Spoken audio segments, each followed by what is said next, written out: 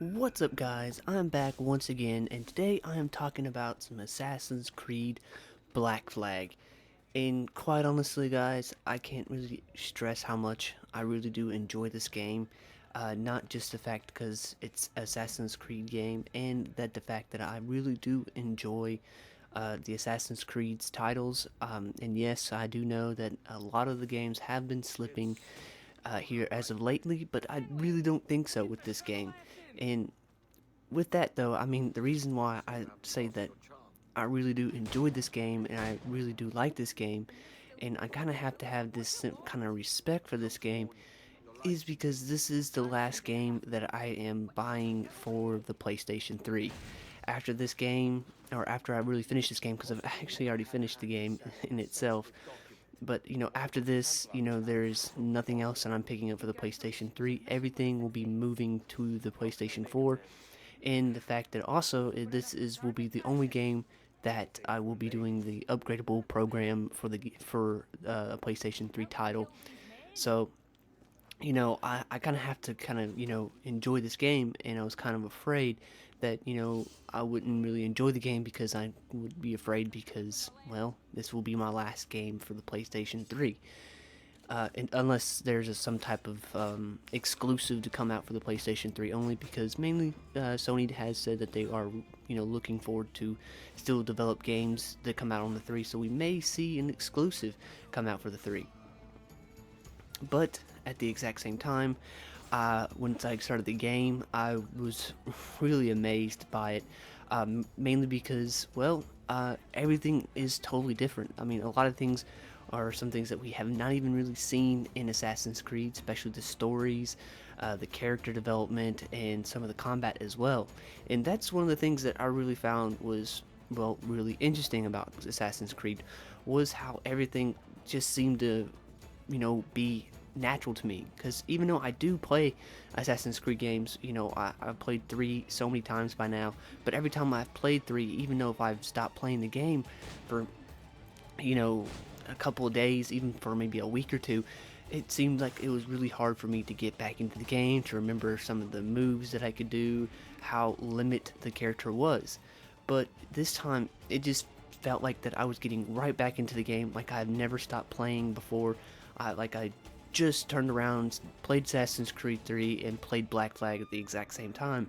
It's not that way. I probably last time I played an Assassin's Creed game other than Black Flag was probably about maybe a few months ago. And when I first started, I started playing, started getting the handle of things. It just seemed everything started going right back into place.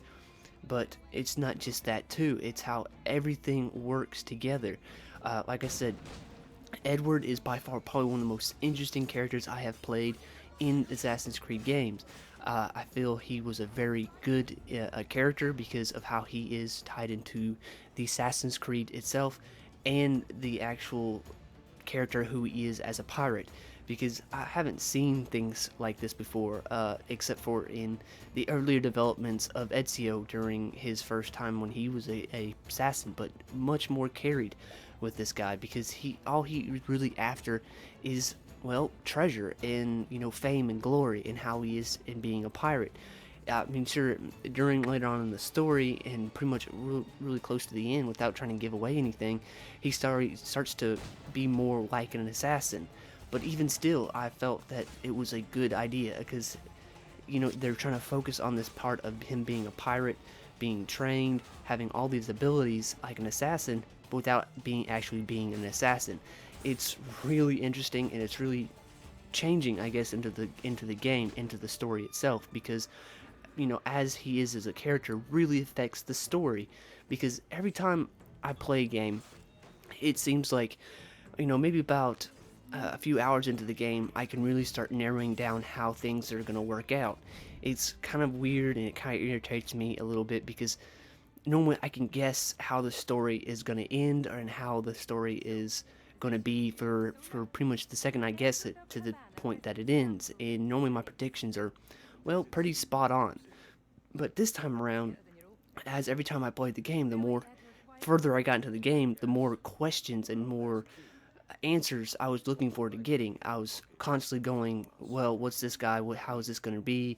And normally I was completely wrong, but that's what I liked. I liked the hooks that they were putting into the story, how each character affected one another, and how they affected the story as together, or as a whole, they affected the game. And it was really great to see. The story was amazing to me because just how many twists and turns the story took as it progressed. And some people didn't really, they felt disappointed by the story. Quite honestly, even though I like the story, it isn't one of the best stories that I've seen in Assassin's Creed game. But it was one of the ones that really intrigued me and really wanted me to dive farther into the story rather than just, tag along with it. And I enjoyed that fact. But I do feel like I'm missing something here from this game that will probably be later, installed into a previous game because we know for the fact that, Connor and Edward we probably seeing some type of return, maybe in a later game. Who knows? But I'm really excited to see if they do decide to bring back Edward into another game. They do leave it open at the end to actually, well, later on, maybe we could see something, but I don't know. I'm really excited. I'm really excited for the character. I'm really excited for everything else for this game and to see how the characters will progress further on. But let's talk about something else. Something that really concerned me when I first really saw this, and that was the naval combat system and how it affects everything else. I was really concerned because they're saying that there's 40% naval stuff and 60% actual land stuff that you actually do on land, such as finding assassins contracts and other stuff like that. But I really did enjoy the naval combat in this, and mainly due to the fact because we did see it a little bit in 3, but I didn't feel like they fully capitalized on the naval combat in 3. I could see how much time and effort they put into the naval combat in 3, but it was very, very minuscule in 3. But they carried that idea. Oops, kind of knocked my mic. They kind of carried that idea into Assassin's Creed Black Flag, and it worked so well. I feel like they really achieved what they were setting after because of how well it works. And I don't play a lot of Pirates games like this because really there's not a whole lot out there. But the best way I can relate it to is something like you would see in a movie, like the Pirates of the Caribbean or something like that, because it's really in depth. You can board ships, you can hop off your boat anytime you want. You could be out in the middle of the ocean and just jump off. I mean, I don't know why you would do that, but you can if you want to. You have that free roam capability. You can do whatever you want. It's unlimited because for one thing, in any other game besides Assassin's Creed, normally you have to unlock a little bit of the story to unlock more of the map. This time it is completely open to you. You can go anywhere you want to go at the start. It may be a little bit challenging and difficult because the farther you go south, actually in the game, the more higher ranking the ships are, the more stronger they are. So you might have a little bit of issues, but I found myself easily navigating myself around them. That I didn't have to get any type of actual combat itself, but I could explore anywhere I wanted to, and that's what I found was really interesting about the 40-60% split that they did. It was so in depth in this exploration that I actually found myself not even using the fast travel system a whole lot, but to actually get into my boat, sail to the actual destination, even though it was next to a fast travel point, just for the fact that I can stop on the way and explore. And I really love that about this game. This game has probably just bumped itself up to either way, probably my second favorite Assassin's Creed game, except for probably Brotherhood. Assassin's Creed 2 was definitely my first, but Black Flag is definitely my second, and I can't wait to see what they do in Assassin's Creed, whatever next idea they come up with for a name.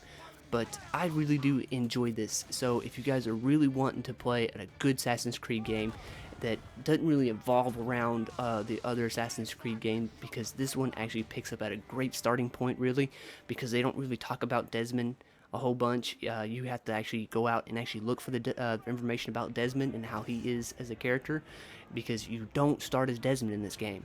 But I feel that everything works, everything looks good, everything, looking at through this video that I'm showing you does not show this game some justice. But either way, I really do enjoy this game, and if you guys are, like I said, going to pick it up, I recommend that you guys picking it up for the 4 if you guys are planning on getting a 4.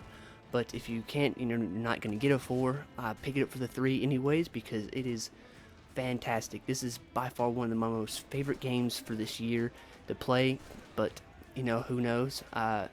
Something may come out. I know that I'm picking up Battlefield and Call of Duty when the PlayStation 4 comes out, but who knows?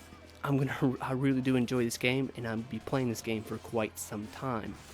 But that's about it for me, guys. I hope you enjoyed this video. I hope to see you guys in the next one, and please take care.